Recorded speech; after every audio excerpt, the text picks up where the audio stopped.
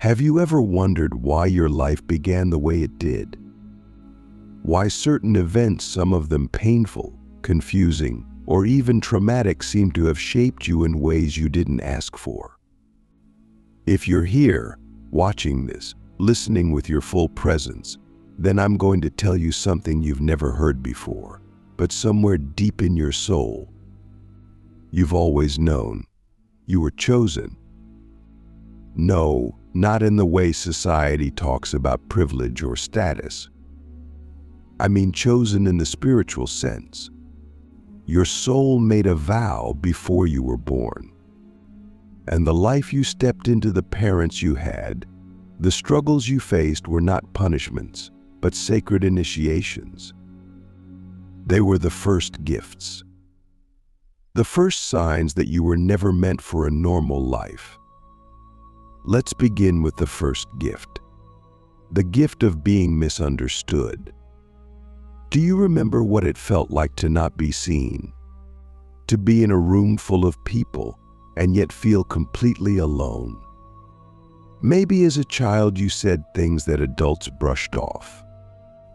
Maybe you asked questions that made people uncomfortable. You might have even been told you were too sensitive, too intense, or too imaginative.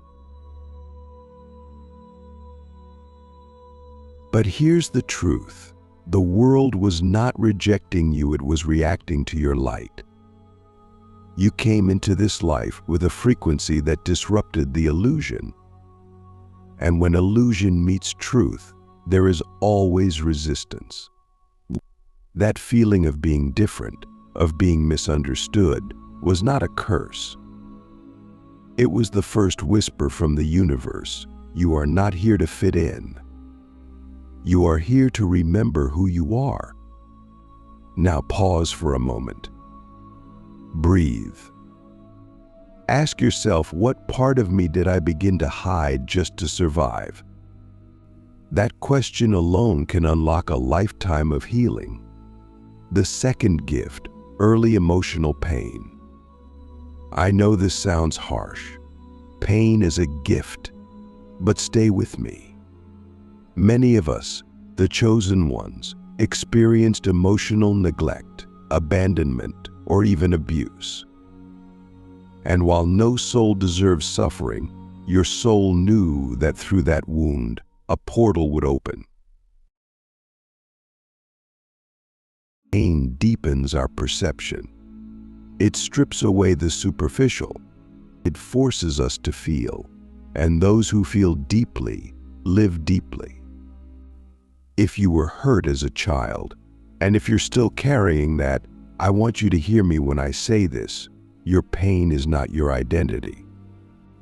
It's the fire that forged your empathy, your insight, your ability to walk into a room and feel what no one else can see. You didn't just survive that pain, you harvested wisdom from it. You learned to read energy, to sense people's true intentions, to love more fiercely because you knew what it felt like to be unloved. And now, here's where it gets mystical. The third gift, solitude. Many chosen ones had phases in childhood where they spent a lot of time alone. Maybe you weren't popular. Maybe you preferred books, nature, or imaginary worlds. You were never bored alone, you were activated. You might have talked to trees, felt the wind speak to you, or sensed presences no one else acknowledged. Click subscribe to this channel to get more profound spiritual lesson. That solitude wasn't loneliness, it was preparation. You were learning to connect without distraction. You were learning the language of the spirit.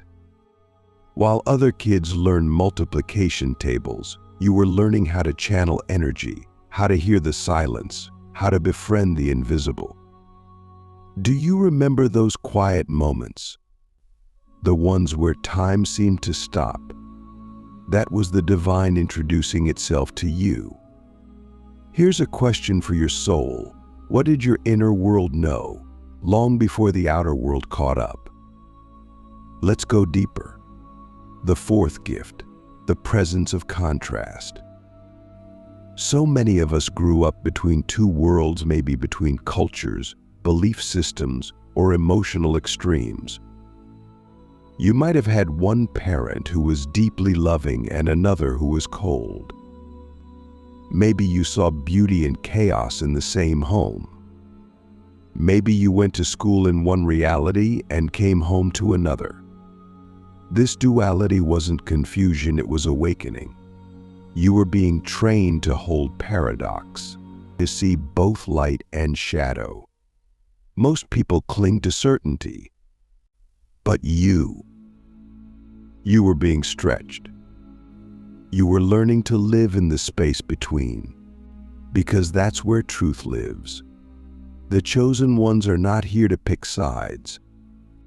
We're here to transcend polarity, to remind the world that healing happens when we stop fighting and start integrating. Now the fifth gift, and this one is profound, sensitivity. You've probably been told this is a weakness. Maybe you cried easily. Maybe noise overwhelmed you. Maybe you felt everything too much. But let me flip that narrative for you. Your sensitivity is not fragility, it's fine-tuned perception. You are an antenna for subtle realities. You feel when something is off. You know when someone is lying.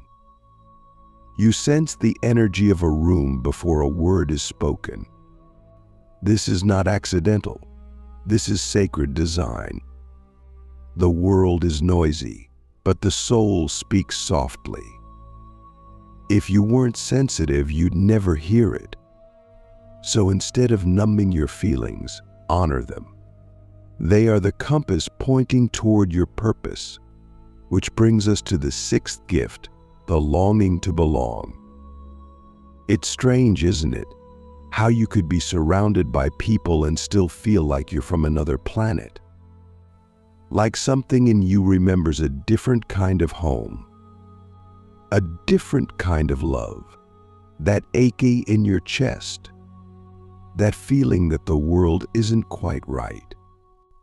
That's not dysfunction, that's divine homesickness. Your soul remembers its origin, and part of your mission here is to bring that vibration into the world and escape it. You weren't meant to find home, you were meant to become home. To create spaces where others feel safe to be real, to be raw, to be sacred. Ask yourself now, what does home feel like in your body? Have you ever created that for someone else? And finally, the seventh gift, the early glimpses. Even in the midst of chaos, there were moments fleeting, maybe forgotten, where the veil lifted. A dream that felt more real than waking life. A voice you couldn't explain. A moment of pure knowing. These glimpses were not imagination. They were visitations, confirmations, reminders. They were the universe saying, you are not alone. You never were. You see, your life was never random. It was encoded. Every wound, every silence, every strange moment was part of your preparation. You were never broken, you were being initiated. Now, I want you to look back on your life not with shame or regret, but with reverence. You didn't just survive your childhood, you alchemized it. You turned pain into purpose, isolation into insight, longing into leadership. And here's the truth most people never hear. Being chosen doesn't mean being better. It means being responsible. You carry light. You carry memory. You carry codes that this world desperately needs. But to activate them fully, you have to reclaim your story. Not as a victim, not even as a survivor, but as a soul who chose this path on purpose. So I ask you now, with your whole heart, What if every moment you thought was breaking you was actually building you? What if the child you once were the misunderstood, emotional, solitary, sensitive, longing child was not a mistake, but a master in disguise? And what if now is the time for that master to awaken? We often move through life asking, why did that happen to me? But what if the real question is, why did I choose to experience that? You see, the moment we shift our perspective from life as something that happens to us, to life as something that unfolds through us, everything changes, especially when we look back at our early years. As chosen ones, we are not here to be ordinary. We are here to be awakened, and that awakening begins long before we know the words for it. It begins in the womb, in the silence between our parents' arguments, in the strange tingling we felt in our chest when someone hugged us or didn't. We think childhood is just a developmental phase, but spiritually, it is the encoding of a contract. A sacred blueprint written in invisible ink across the cells of our being, waiting to be remembered. Every event, from the way we were held or not held when we cried, to the first time we were told to be quiet, to the first time we saw someone suffer and felt powerless to help. Those are not accidents. They are assignments. They are the curriculum of the soul. We must stop asking whether our childhood was good or bad. That binary is too small for the magnitude of the journey we signed up for.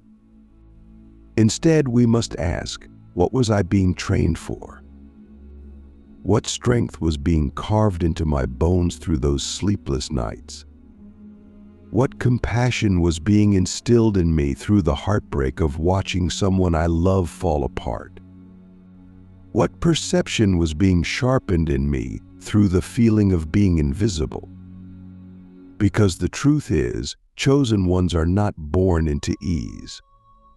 We are born into intensity. We are born into contrast.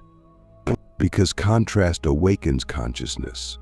Souls that are meant to heal others must first walk through their own healing. Souls that are meant to speak truth must first know the pain of silence. This is the secret. You were never being punished. You were being prepared. And what were you being prepared for? In purpose, legacy, activation. You were being prepared to be a vessel of remembrance for humanity. A living portal through which divine love, wisdom, and clarity could pour. But how do we remember that? How do we decode the blueprint? We begin by looking at the patterns, not just the events. For instance, maybe you always felt like you had to earn love. Maybe you became the peacemaker, the achiever, the one who held everything together. That's not just psychology, that's sacred information. Your soul may have chosen to experience conditional love early on so that you could become a teacher of unconditional love later in life. You had to feel what love is not in order to embody what love truly is. Or maybe you were always the outsider, the one who didn't fit in. You watched others from the edges, observing, sensing, analyzing. That wasn't rejection, it was refinement. You were being trained to witness the world from a higher vantage point. You were learning to see the truth beneath the surface. The chosen ones are seers, feelers, disruptors of illusion. But before we can embody that role, we must first confront every illusion we once believed. Like the illusion that we are broken, or too much, or not enough. Do you see how clever the universe is? It allows us to believe those lies just long enough that, when we finally break free, we are able to help others do the same. Your journey is not just for you. It's a map for others. Every wound you've healed becomes a bridge. Every truth you've reclaimed becomes a lighthouse. But here's where it gets even deeper. The blueprint isn't just about what happened, it's about how you responded. Two children can grow up in the same house, but one becomes bitter and the other becomes wise. Why? Because the soul is sovereign. The soul chooses its focus, and your soul chose growth, even when you didn't know it. Even when you were drowning in doubt, something in you kept reaching for light. That's the mark of a chosen one. Not perfection, not constant peace, but relentless inner movement toward remembrance. So let's talk about the contracts. Yes, contracts.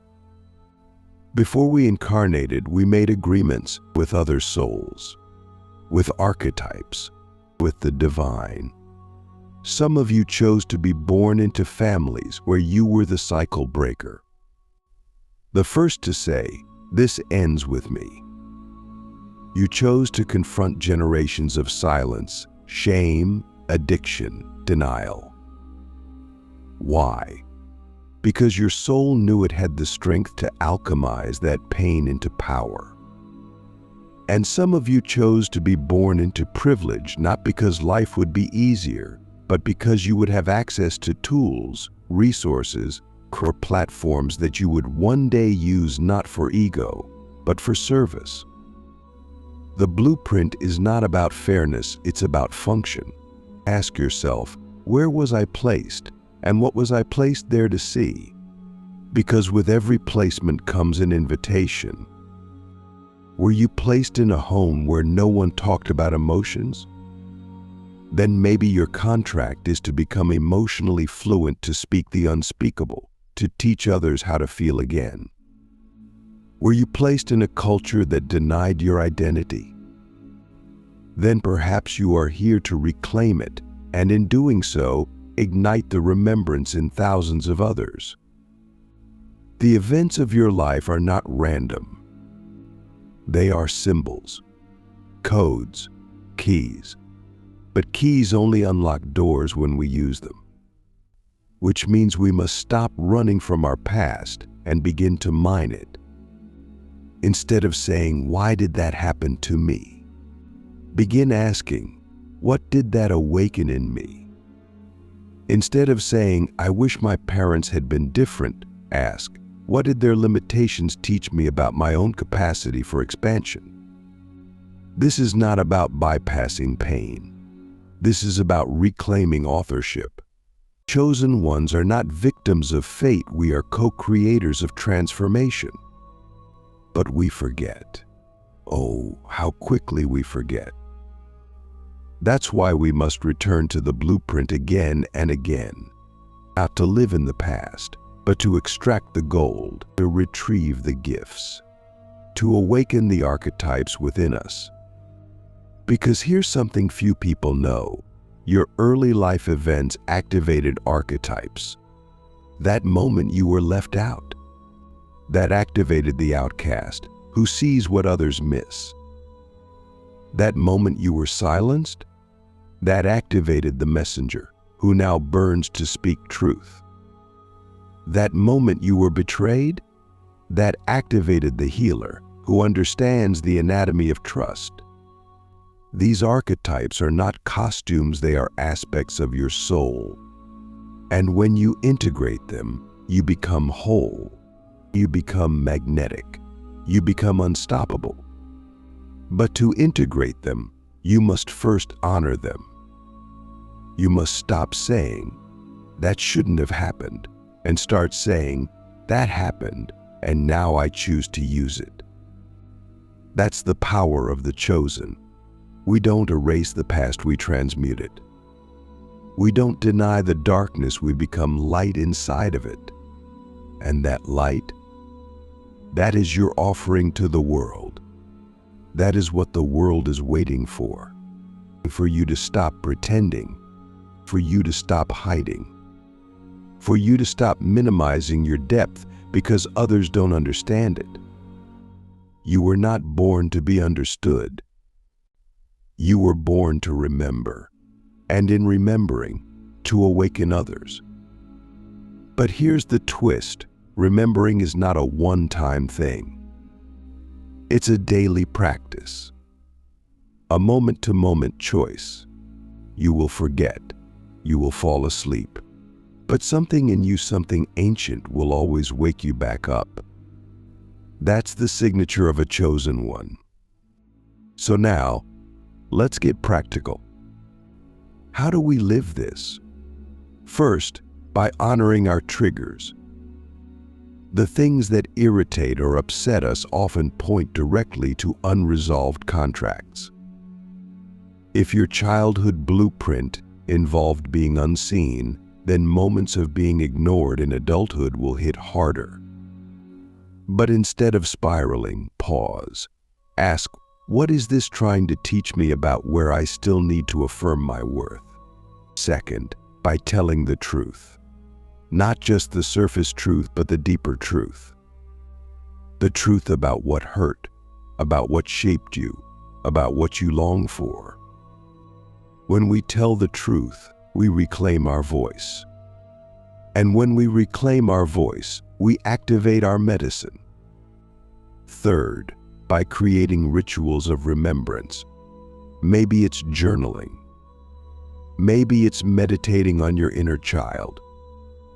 Maybe it's standing in the mirror and saying, you were never broken. You were always becoming. Whatever the practice, make it sacred. Make it consistent. Because the world is loud, but the soul is soft. You must create space to hear it. Fourth, by finding your allies, other chosen ones. People who remind you of who you are when you forget. People who speak your language, who validate your vision, who walk beside you, not ahead of you or behind you.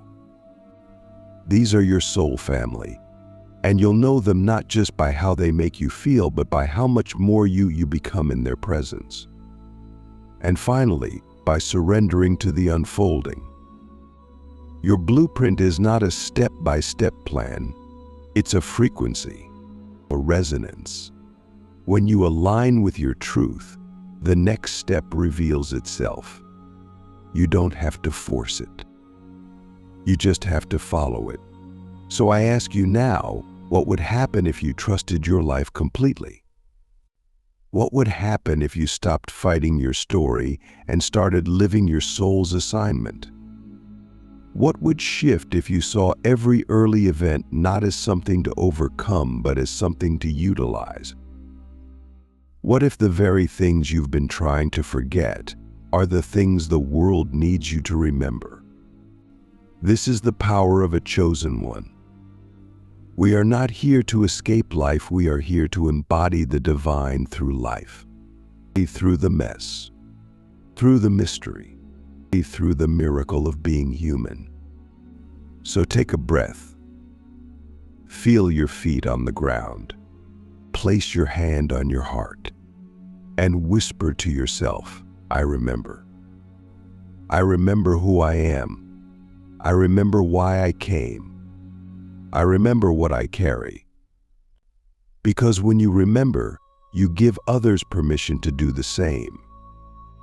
And that, beloved, is how the world changes, not through force, but through frequency. Through the quiet, courageous act of becoming exactly who you were always meant to be. At some point on the journey of the chosen, there comes a threshold, not a moment of arrival, but a moment of remembering so profound that it reorders your inner reality. It is not marked by applause or external milestones, but by a silence so deep, it feels like the breath of the universe itself has entered you. This is the awakening of the oracle. The moment you stop seeking answers outside and begin to realize that the divine voice has always been speaking within you. It's subtle at first, a gut feeling, in a dream that lingers. A vision that flashes across your inner eye when you least expect it. But it grows stronger when you listen, when you stop dismissing your knowing as coincidence or imagination and start recognizing it as guidance. You were not made to be a seeker forever. You were meant to become a source, a living embodiment of spiritual intelligence. And that transformation begins when you accept the most terrifying and liberating truth of all: you already know. You already know what you are. You already know what you came here to do. You already know what you've been afraid to admit, that the very things you've been running from are the things you were born to lead others through. This is the paradox of the oracle. The wisdom you share with others is the wisdom you had to dig out of your own bones. The light you offer to the world is the light you had to fight for in your own darkness. That's why your voice trembles when you speak your truth. That's why your hands shake when you answer the call. Because you're not just speaking words, you're releasing lifetimes of silence. You're not just showing up, you're fulfilling sacred contracts written before this earth even turned. And yet the world won't always understand. In fact, it will often resist, because oracles don't echo the culture they disrupted. They say what no one else dares to say. They see what no one else wants to see. They name the hidden, the sacred, the terrifying beauty of what it means to be alive. And that's why it takes courage not just to awaken, but to remain awake in a sleeping world. You will be tempted to dim, to retreat, to make yourself small so others feel comfortable. But every time you do, a piece of your soul contracts. You are not here to fit in. You are here to remember, to radiate, to resurrect the ancient knowing that has been buried under centuries of fear and forgetting. And this remembering is not for you alone. It's for the ones watching you, the ones who see themselves in your eyes, the ones who've never been given permission to be all of who they are. When you live as your full self, you become a mirror, a map, a medicine. That is the true power of an oracle, not that they have all the answers, but that their very being reminds people how to listen to their own. So what does it look like to live as the oracle? First, it looks like radical honesty. No more pretending, no more spiritual performance, no more trying to be palatable or perfect. Just presence, just truth, just the raw, holy mess of being a vessel for something greater than yourself. Second, it looks like devotion. Not to a dogma, not to an image, but to the divine intelligence within you. That means following the whispers, even when they don't make sense. That means trusting the pull, even when it leads away from comfort and into the unknown. That means creating space every single day to listen not with your ears, but with your soul. Third, it looks like embodiment. You don't just speak wisdom, you live it. You don't just teach healing, you practice it. You don't just talk about love, you become it, even when it's inconvenient. Especially when it's inconvenient. Because what the world needs is not more spiritual talk. It needs spiritual depth. It needs people who walk the path they preach, who bleed truth, who shine without shame, who heal out loud. Fourth, it looks like service. You don't awaken just for yourself. You awaken to awaken others. That doesn't mean you have to become a teacher or guru or influencer. It means you ask every day, how can I serve love today? Sometimes that means holding space for a friend. Sometimes it means creating art that cracks people open. Sometimes it means speaking a truth that scares you. Every act of alignment ripples. Every moment of truth-telling creates a field. You are always transmitting something. The question is, what energy are you choosing to radiate? If it looks like surrender, oracles know that they are not the source, they are the channel. That means letting go of control, letting go of needing to know how it all unfolds, letting go of the timeline, the image, the outcome, trusting that your only job is to stay close to the fire within you, to keep showing up, to keep saying yes, even when it's hard, especially when it's hard, because your resistance is often the very sign that you're on the edge of a breakthrough. But this path is not easy. There will be days when you doubt everything, when your heart feels heavy and your vision feels blurred. There will be moments when you question your worth, your path, your purpose. And in those moments, you must return to the beginning, to the child inside you who always knew, who saw magic in the mundane, who felt the presence of something greater even in the silence. That child was never naive.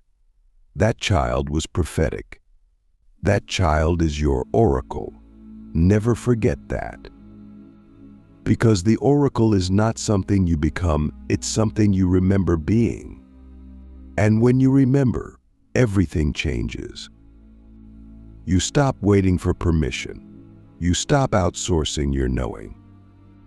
You stop shrinking to fit into spaces that were never meant to hold your magnitude.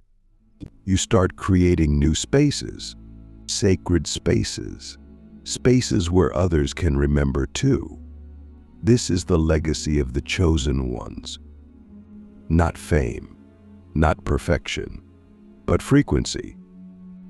You change the world not by what you do, but by who you are, by how you hold yourself, by how you love, by how you listen. So I ask you now, from the deepest part of your being, what are you here to activate? What truth lies inside your bones, aching to be spoken? What light have you been hiding, waiting for the world to feel ready? What would happen if you stopped waiting and started being? Because the world isn't waiting for more information, it's waiting for embodiment. It's waiting for you, the real you, the ancient, wild, luminous, uncontainable you. The you that remembers the stars. The you that holds medicine in your voice, your hands, your eyes. The you that came here not to survive, but to ignite. So rise. Rise, not with arrogance, but with reverence. Rise, not with answers, but with open hands. Rise, not because it's easy, but because your soul signed up for this. And no matter how many times you've fallen, no matter how long you've slept, the truth remains. You are the oracle. You are the one you've been waiting for. You are the guide, the guardian, the great remembering. And now is the time. No more hiding. No more delaying. No more doubting the sacredness of your design. The world is aching for your light, for your voice, for your vision. So take a breath, beloved. Step forward. Speak. Shine, we're listening.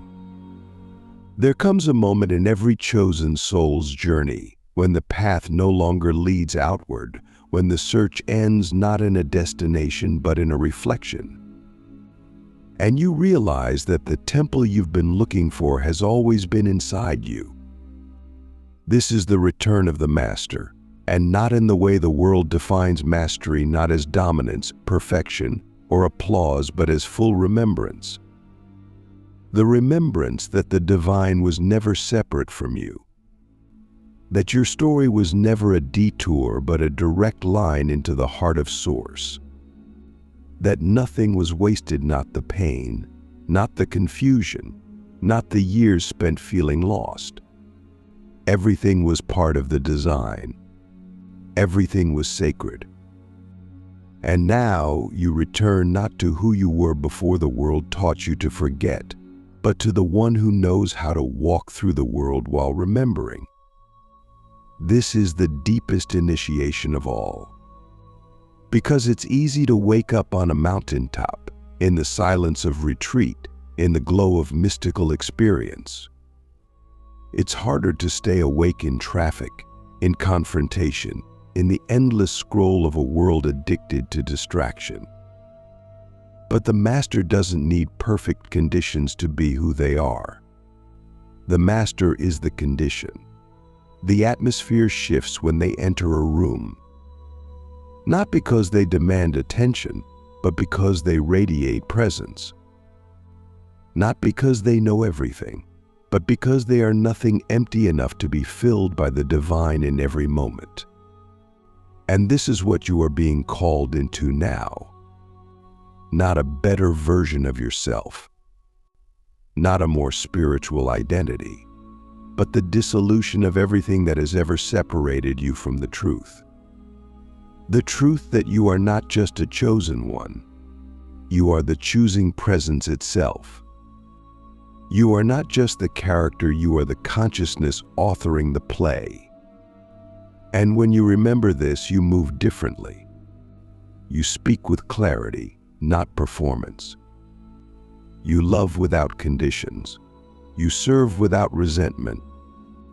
You live as a transmission, not a transaction. And people may not understand. Some will project. Some will try to pull you back into the roles they are comfortable with. But you no longer belong to comfort. You belong to truth. You belong to light. You belong to the mystery. And this belonging is not loud. It's not showy. It's silent, steady, sovereign. It's in the way you hold your center when chaos unfolds around you. It's in the way you choose compassion when judgment would be easier. It's in the way you honor your intuition even when logic screams against it. And yes, there will be moments of fatigue, moments when the world's heaviness feels unbearable, moments when the old self whispers, "Go back, it was easier there." But you will know. You will feel it in your bones you can't go back. Not because you've outgrown your past, but because you've integrated it. You are no longer running from anything. You are walking with it all. And this walking, this daily embodiment of your divine design, is the revolution. Not everyone will become a teacher. Not everyone will write books, speak on stages, or wear the title of leader. But every single one of us is leading by example.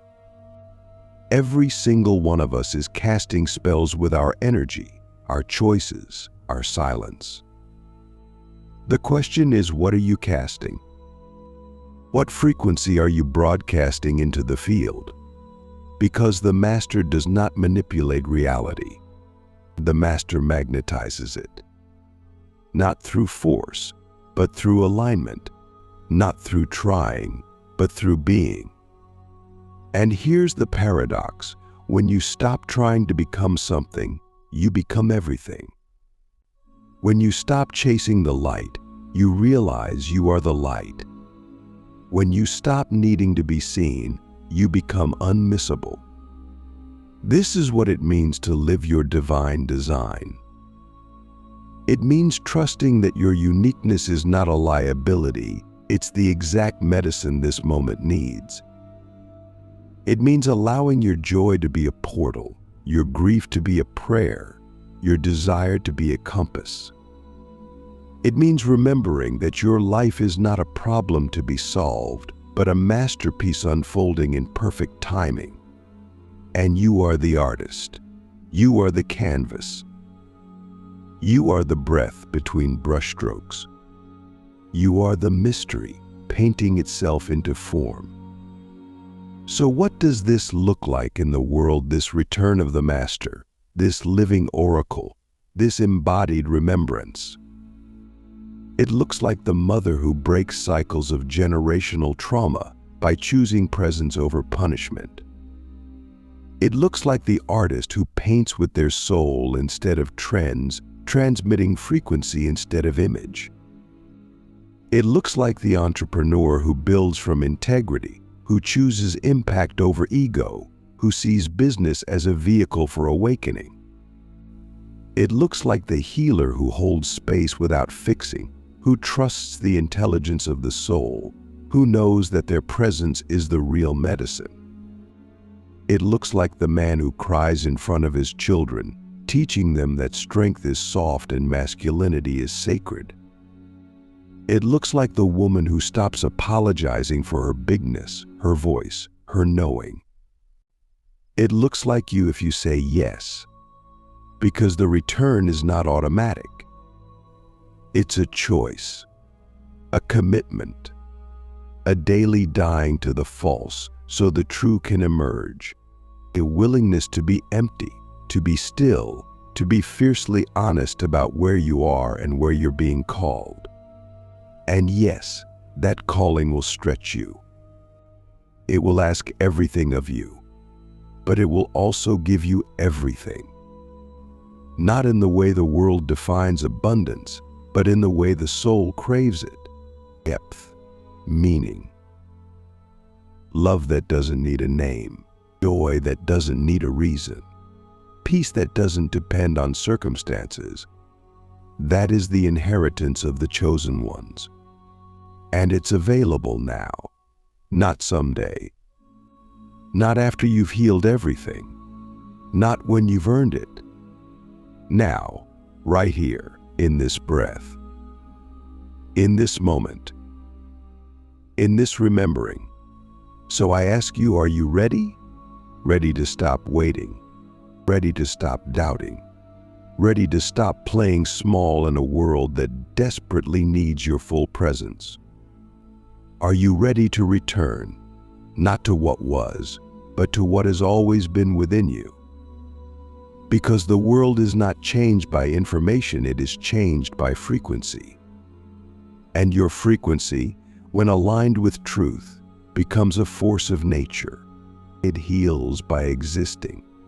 It awakens by simply being. It transforms without trying. And that is what you are. A living transmission. A walking remembrance. A sacred fire in human form. You don't need to prove it. You just need to be it. And in being it, you become the permission others have been waiting for. In the mirror, the map, the home. So let the old self fall away. Let the masks dissolve. Let the story of limitation burn in the fire of your becoming. And rise not as the person you were told to be, but as the soul you came here to embody. Rise, not for applause, not for validation, but for truth, for love, for the remembrance that your life is holy. Your presence is prophetic. Your breath is a blessing. And your path, no matter how winding, has always been leading you here, to this moment, to this knowing, to this return. The Master has never been far. The Master is you. And now, beloved, you remember.